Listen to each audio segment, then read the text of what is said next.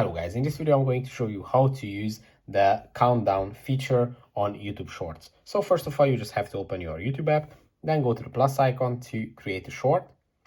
And to use the countdown feature, you just have to tap on timer, and you can choose the countdown of the time of the countdown. You can set it to 3 seconds, 10 seconds, and 20 seconds.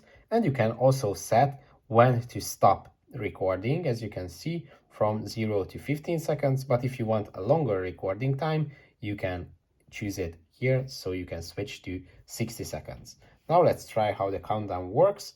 So let's set it to 3 seconds and let's record also 3 seconds.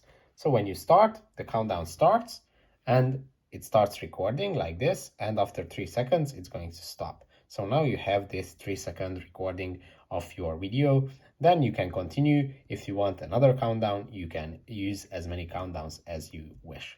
So that's pretty much it for this video. Don't forget to subscribe and see you in the next one.